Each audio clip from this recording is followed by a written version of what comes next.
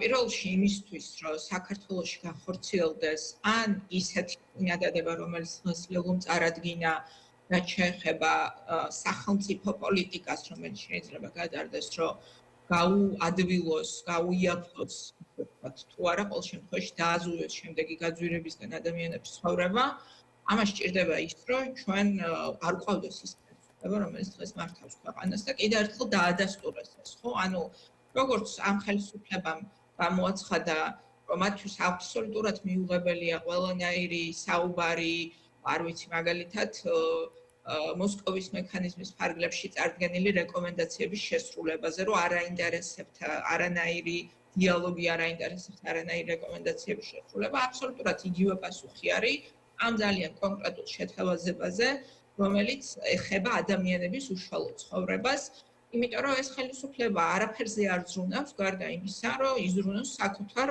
სიმდიდრეს, საკუთარ კეთილდღეობაზე და რეალობა ის არის, რომ ამ გლობალური კრიზისის გარეშეც, რომელსაც ნამდვილად მოახდინა თავისი ზეგავლენა ზოგადად მსოფლიოში ფასებზე და ასე შემდეგ, მიუხედავად ამისა, საქართველოში ტენდენცია გაგრძელდებოდა ზუსტად იგივე, რაც არის გასული წლების მანძილზე ქართული ოცნების მმართველობის შედეგად, ცხოვრების ყოველდღიური გაძვირება, ლარის წყიბველობითი უნარის, ასე ვთქვათ, შემცირება, იმიტომ რომ ეს არის პირდაპირ ამ ხელისუფლების პოლიტიკის შედეგი და ამ ხელისუფლებას არც არანაირი რესურსი არ აქვს, რომ რამე შეცვალოს, იმიტომ რომ თქვენ მათ შორის ნახეთ იგივე, ასე ვთქვათ, საქართველოში უდიდესი ნაწილი, უდიდესი ბიზნესი, ეს არის პირდაპირ ქართული ოცნების ინტერესებთან დაკავშირებული, ასე ვთქვათ, ხალხი, მათ შორის უშუალოდ ქართული ოცნების, ასე ვთქვათ, წიაღში მყოფი ხალხი, რომელიც შეუძლებს ქართული ხალხის დაღატაკებაზე უზარმაზარ ფულს და საკუთარ შემოსავალს ისინი ცხადია, რომ არაფერს არ, ასე ვთქვათ, მოაკლებენ და არ ჩამოაკლებენ არც ერთ თეთრს ქართული ხალხის ინტერესებისთვის და ეს ხელისუფლება ამიტომ ვერ შეცვლის ვერაფერს და ერთადერთი რაც უნდა შეიცვალოს, თუ გვინდა უკეთესობა, მათ შორის თუ გვინდა რომ ფასების ზრდა შეჩერდეს, სამუშაო ადგილები შეიქმნას და ზოგადად საქართველოს მოქალაქეს ყავდეს ხელისუფლება, რომელიც მასზე ზრუნავს, უნდა შეიცვალოს ხელისუფლება. ქალბატონო სალომე, ახლა რაც შეეხება, ასე ვთქვათ, საერთაშორისო პარტნიორებთან არსებულ ურთიერთობებს, ხომ? ისე ჩანს, რომ ქართული ოცნება უკმაყოფილო ნამდვილად არ არის ამერიკის სახელმწიფო დეპარტამენტის ევროპისა და ევრაზიის საქმეთა ბიუროს წარმომადგენლის ვიზიტით საქართველოში, თუმცა რა თქმა უნდა უკეთესის მოლოდინი აქვთ. რაც შეეხება ნატოსთან დაკავშირებით, იქ მოვისმინეთ, რომ ნატოს აქვს საკუთარი დათქმები და პრეტენზიები, მაგრამ ტექნიკური თანამშრომლობა არის შენარჩუნებული. უკიდურესად ნეგატიური არის დამდგარი ურთიერთობები ევროკავშირის ინსტიტუტებთან. მოდი დავიწყოთ ამერიკის სახელმწიფო დეპარტამენტის წარმომადგენლის ვიზიტით. აქვს თუ არა ქართული ოცნების ოპტიმიზმს მართლაც საფუძველი? თქვენის ნებართვით ევროკავშირიდან დავიწყებ, რომ ძალიან მნიშვნელოვანია, რატო არის განსაკუთრებით აგრესიული აი ეს ხელისუფლება და რატო ემსგავსება, აი მაგალითად მე პაპუაშვილს რო ვუსმენ, გონია რომ მოროშკინა საუბრობს, იმიტომ რომ აბსოლუტურად ერთი და იგივე გზავნილები აქვს, ღიად, ასე ვთქვათ, რუსული თვის წესრიგის ხალხს და ხანდახან მოროშკინა შეიძლება უფრო დახვეწილათაც საუბრობდეს, ვიდრე მაგალითად ბატონი პაპუაშვილი, რომელსაც ჩვენ და სამწუხაროდ ქვია დღეს ჩვენი ქვეყნის პარლამენტის თავმჯდომარე. აი ეს ღია აგრესია ევროკავშირის მიმართ უკავშირდება სწორედ იმას, რომ დღეს ეს არის რუსეთის დაკვათა. რატო არის დღეს ეს რუსეთის დაკვათა? იმიტომ რომ ევროკავშირში საქართველოს გაწევრიანება გახდა რეალური. როდესაც ჩვენ მივიღეთ კანდიდატის სტატუსი, ჩვენი გაწევრიანება, მოდით ძალიან ღიად რო ვთქვათ, ერთადერთი, სადაც საქართველოს შეიძლება სწრაფად გაწევრიანდეს, ეს არის სწორედ ევროკავშირი.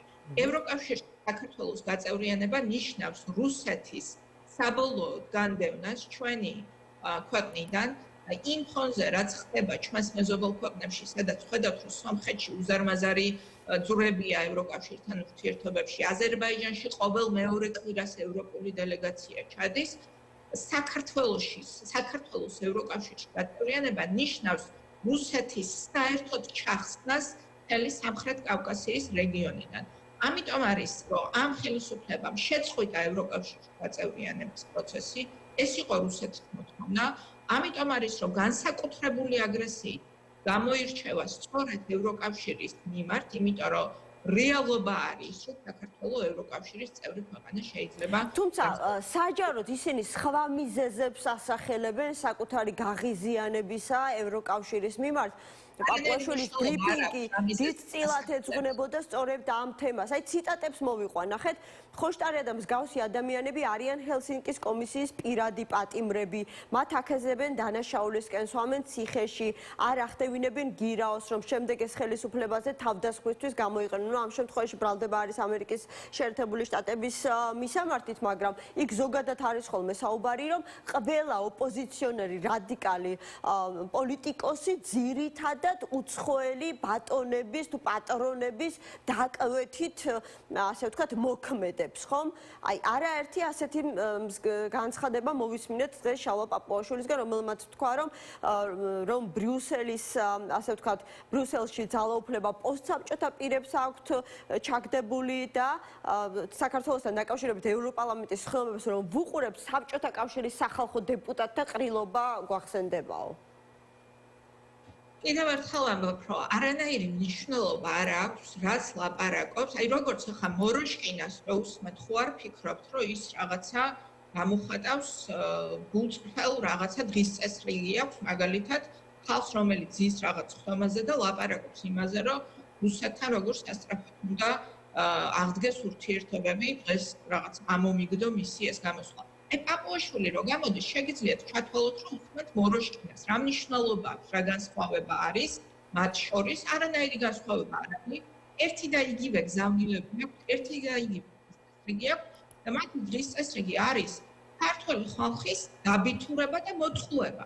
ეს უნდა პაპუაშვილს მეტის არაფერი არ უნდა, იმიტომ რომ ჩვენ ევროკავშირთან მიუხედავად იმისა, რომ ნამდვილად ქართული ხალხის დამსახურები არ გქონდა შესრულებული, არ ვიცი, უდიდესი ნაწილი ქართულად არ გქონდა შესრულებული, არანაირი გქონდა კრიტერიუმები, რაც უკავშირდებოდა კანდიდატის სტატუსის მიღებას. ევროკავშირში შეძლო ძალიან მარტივად არ მოეცა კანდიდატის სტატუსი ობიექტური მიზეზების გამო.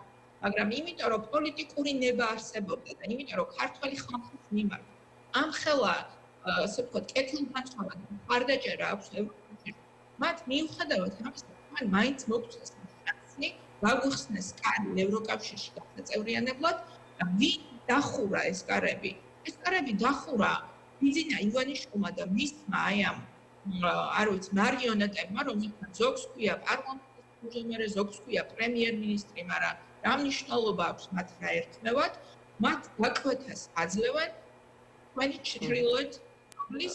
ქაბატონ სალომე, ეს ყველაფერი გასაგებია, მაგრამ ზოგადად ანუ სასანქციო პოლიტიკაც ხომ? არ უნდა განვიხილოთ ჩვენ. კიდევ ერთხელ ვამბობ, თქვენ ისე საუბრობთ პაპუაშვილზე, რომ გეგონება რამე აზრი ქონდეს პაპუაშვილი რას ამბობს. პაპუაშვილის ხელში არის გარკვეული, ასე ვთქვათ, საკანონმდებლო სახელისუფლებო ბერკეტი. ანუ, როდესაც ის საუბრობს, მისი საუბრიდან გამომდინარე, შეგვიძლია ალბათ რა გარკვეული, ასე ვთქვათ, დასკვნები გავაკეთოთ, როგორია განწყობა. მათ შორის ხელში არის ემა, არანაირი პაპუაშვილის ხელში არ არის. კრემლი რასაც დაუკვეთავს, იმას აკეთებს ის ხალხი, ვინც ზის იმ დაწესებულებაში, რომელიც უნდა იყოს საქართველოს არჩეული დეპუტატების მიერ დაკომპლექტებული ქართველი ხალხის მიერ არჩეული დეპუტატების პარლამენტი, სადაც უნდა იყოს და სადაც საკანონმდებლო პროცესი დღეს უნდა მუშაობდეს იმისთვის, რომ ჩვენ რაც შეიძლება სწრაფად როგორც გახსნეს უკვე უკრაინა, მოლდოვა, ყველა თავი გახსნა მოლაპარაკებების ევროკავშირში გაწევრიანების და დღეს ამ დღის წესრიგით უნდა მუშაობდეს საქართველოს პარლამენტი. ამის ნაცვლად საქართველოს პარლამენტი ის ორგანო, რასაც ქვია პარლამენტი, დღეს მუშაობს კრემლის დღის წესრიგით. იღებს რეპრესიულ კანონმდებლობებს, აუქმებს ქვეყანაში ყველანაირ თავისუფლებას. ქაბატონ სალომე, ამის შედეგია ევროკავშირის განწყობები, რომელსაც უკვე მოყვა ნაწილი სასანქციო გადაწყვეტილებებისა და არის კიდევ უფრო მძიმე ნაბიჯების მოლოდინი. აი, სხვა რამეს გეკითხებოდით, ნახეთ, როდესაც უსმენ ამ ადამიანებს, არ ვიცი, პაპუაშვილი იქნება, კობახიძე იქნება თუ ნებისმიერი სხვა ქართული ოცნებიდან, უბრალოდ რჩება შთაბეჭდილება, რომ ანუ ან იციან, ან აქვთ ასეთი მოლოდინი, რომ რაც უკვე მიღებულია, როგორც სადამსჯელო ღონისძიება ევროკავშირის მხრიდან, ამაზე უარესი არ მოხდება არაფერი. პირველ რიგში კიდევ ერთხელ, როცა უსმენთ პაპუაშვილს და კობახიძეს, უსმენთ კრემლს. ეს უნდა გახსოვდეთ ყოველთვის, როცა ამ ხალხს უსმენთ. მათ არანაირი დამოუკიდებელი ნება არ აქვთ, არანაირი არც პოლიტიკური აზროვნების და მეტყველების დამოუკიდებელი უნარიც კი აღარ აქვთ. ესეც დაწერილი ინსტრუქციებით მოქმედებენ. რაც შეეხება ევროკავშირს, რა რეაქცია შეიძლება ჰქონდეს, რა ამას თუ მეკითხებით, რა შეიძლება. დიახ, ამას გეკითხებით სწორად. ძალიან ბევრი რამე შეუძლია ევროკავშირს გააკეთოს და ეს ძალიან კარგად გამოჩნდა ყულევის პორტთან დაკავშირებით. ერთი პატარა თითი რო დაუქნიეს ბრიუსელიდან და როდესაც დაეწყნენ ესე რიგში, იმიტომ რომ მიხვდნენ, რომ ძალიან ძიმეთ არის საქმე, იმიტომ რომ ევროკავშირს რომ უნდოდეს რომ არ მიაჩნდეს, რომ ეს დააზიანებს მთლიანად საქართველოს მთელ მოსახლეობას, შეუძლია ერთი ხელის გასმით ისეთი რყევა გამოიწვიოს საქართველოს ეკონომიკის, რომ დღეს რაც ხდება, ეს მოგეჩვენებათ, რომ ეკონომიკური, არ ვიცი, ოაზისში ცხოვრობთ. რას გულისხმობთ? რა შეიძლება იყოს ასეთი ნაბიჯი, რომელიც ძალიან დიდ კატაკლიზმებს გამოიწვევს საქართველოს ეკონომიკაში? რა თქმა უნდა შეუძლიათ, მაგრამ სწორედ ეს არის ჩვენი ამოცანა, რომ ჩვენ მივახციოთ ამ ხელისუფლების შეცვლას იმგვარად, ჩვენი ქვეყანა არ დაზიანდეს, როგორც მაგალითად ჩვენი პოზიცია იყო და დღესაც არის, რომ არ უნდა დაკარგოს ქართველმა ხალხმა უვიზოთ მოგზაურობის შესაძლებლობა ევროკავშირში, მაგრამ დიახ, რეჟიმის წარმომადგენლებს რომ გაუქმდა უვიზოთ მოგზაურობის შესაძლებლობა, ეს არის სწორი. ჩვენი პოზიცია არის, რომ ყველანაირი სანქცია უნდა შეეხოს რეჟიმს და არ უნდა დააზიანოს ქვეყანა. აქაც კიდევ ერთხელ ამას გულისხმობდით აი ამ რყევების გამომწვევ გადაწყვეტილებაში სავიზო რეჟიმის გაუქმებას თუ მაგალითად ეს შეიძლება იყოს ფინანსური სანქციები ინსტიტუციებისთვის, ეს შეიძლება იყოს სავაჭრო ურთიერთობების შეზღუდვა. ჯერ არც ევროკავშირს არც დაუწყია არანაირი რეალური ზეწოლის ბერკეტების გამოყენება, იმიტომ რომ კიდევ ერთხელ ვამბობ, ამ ზეწოლის ბერკეტების გამოყენება გამოიწვევს დარტყმას არა მხოლოდ რეჟიმზე, არამედ ქვეყანასაც დააზიანებს და ამიტომ არის ეს არის სწორედ ქართული ოცნების სიმშვიდის მიზეზი, კი, ხალხს ამოფარებული, მაგრამ უსაფრთხოდ. ქართული ოცნება ჩემზე არ ტოვებს იმ შთაბეჭდილებას, რომ ეს არის 7 საკუთარ ძალებში დარწმუნებული ხელისუფლება, რომელიც ყოველ მეორე დღეს პატარა გოგოებს აგდებს ციხეში რამდენიმე დღით ახალგაზრდა ქალებს, იმიტომ რომ არ ვიცი, ტროტუარზე დადგნენ პროტესტის გამოსახატავად. თქვენზე თუ ეს ტოვებს შთაბეჭდილებას, რომ თავდაჯერებულია ეს ხელისუფლება, მე პირიქით ვხედავ ამას. ეს არის ხელისუფლება, რომელიც არის შესული უმძიმეს კრიზისში. ხო, მაგრამ ამით ხო კიდევ უფრო ამწვავებს, ასე ვთქვათ, მის მიმართ ცივილური სამყაროს დამოკიდებულებას, თავდაჯერებულობა თუ არა, ასე ვთქვათ, არა თავდაჯერებულობა, რა ვიცი, ამაზე არ მიფიქრია სიმართლე გითხრათ, მაგრამ ეს არის, რომ უკვე იმ ხალა კრიზისშია ივანიშვილმა, უკვე ისე მიიმწყვრია თავის თავი კუთხეში, რომ მას გონია, რომ რამე რო აჩვენოს, ასე ვთქვათ, ისუსტე როგორც ის, ანუ რამე დათმობაზე წავიდეს, მერე უკვე ეს ჩამოშლის პროცესი წავა როგორც ბანკოს სახლი, რომ იშლება და ამიტომ ფიქრობს ის, რომ მას არ აქვს სივრცე, რომ რაიმე დათმობაზე წავიდეს, მაგრამ ამ ლოგიკით ის კიდევ უფრო ღრმა ჩიხში შედის და ისეთ ჩიხში შედის, საიდანაც გამოსავალი ძალიან რთული იქნება უკვე ისე მოიძებნოს, რომ ქვეყანა არ დაზიანდეს და მათ შორის ეს იყო სულისკვეთება ლელოს განწყობების, რომელიც ჩვენ გავავრცელეთ რამდენიმე კვირის წინ, რომ დროულად უნდა დაიწყოს პოლიტიკური პროცესი, რომელიც მიმართული იქნება კრიზისიდან გამოსვლაზე, ეს კრიზისიდან გამოსავალი გზა არის დაწერილი, მათ შორის ეუთოს მოსკოვის მექანიზმის ანგარიში, რაც უფრო გადავადდება, რაც უფრო დიდხანს გაიწელება დრო ამ რეკომენდაციების შესრულების და კრიზისიდან გამოსავლის დაწყების, მით უფრო დიდია საფრთხე, რომ ქვეყანა შევა უკვე ისეთ ჩიხში, საიდანაც უფრო დაზიანებული, უფრო მეტი დაზიანების გარეშე ქვეყანა ვეღარ გამოვა და ამიტომ იყო ჩვენი განაცხადი. ხო და რამ შეიძლება ან ვინ შეიძლება აიძულოს ქართული ოცნება რომ დაიწყოს აი ამ რეკომენდაციების შესრულება? ხომ ვიცით ყველა მათი პასუხი რომ არაფრის გათვალისწინებას არ აპირებენ, სამართლებრივი საფუძვლისგან დაცლილს უწოდებენ, რომელიც ამ დასკვნას ანგარიშს ხომ, რომელიც 2 დღეში დაიწერა რადიკალების კარნახით. ძალიან კარგი რომ ეს არის მათი პასუხი, მე ვფიქრობ რომ საზოგადოება, მათ შორის ყველა ადამიანმა, იმ ხალხმა, ვინც ქართული ოცნების ამომრჩეველსაც ხელოდება წინ ის ყველაფერი, რაც სამწუხაროდ ელოდება ჩვენს ქვეყანას ამ ჩიხში კიდევ უფრო ღრმად შესულ პირობებში. მე ამას ნიშნის მოგებით არ ვამბობ. ჩვენ გვინდა რომ ამ ქვეყანაში დროულად დაიწყოს რაღაც პოზიტიური ცვლილებები, დროულად დაიწყოს პოლიტიკური დიალოგი, რამაც ჩიხიდან უნდა გამოიყვანოს ქვეყანა. და როდესაც ამაზე უარს ამბობს ის ხალხი მითვისებულია ქვეყანაში ძალაუფლება მათ შორის იმ ხალხმა ვინც მათ ჯერ კიდევ ხმა მისცეს ან არ ვიცი ჯერ კიდევ რაღაცა შეერათ მათი აი ამ ტყუილების პროპაგანდა რაღაცა ზედმეტად კეთილშობილური სიტყვაა უკვე ქართული ოცნების აი ამ ურცხვი ტყუილების კაცებად ამ ხალხმაც უნდა დაინახოს პასუხისმგებლობა დაეკისრება პირადად ბიძინა ივანიშვილს და მის აი ამ მთელ დაჯგუფებას იმ ვითარებაზე, რომელიც ამ ქვეყანაში შეიქმნება სამწუხაროდ. თქვენ რატომ გჯერათ, ანუ გულისხმობ არა მხოლოდ პირადად თქვენ, არამედ თქვენს პოლიტიკურ ძალას, რომ ქართული ოცნება, არ ვიცი, ერთ დღესაც დაფიქრდება ამ თქვენს შეთავაზებაზე, გულისხმობ პოლიტიკური დიალოგის დაწყებას. მოვისმინეთ მათი არაერთი პასუხი თქვენს ამ ინიციატივასთან დაკავშირებით. მათ შორის ცინიკურიც ისინი ამბობენ, რომ ჯერ ვნახოთ საკონსტიტუციო სასამართლო საერთოდ გაგაუქმებთ როგორც პარტიას თუ დაგტოვებთ.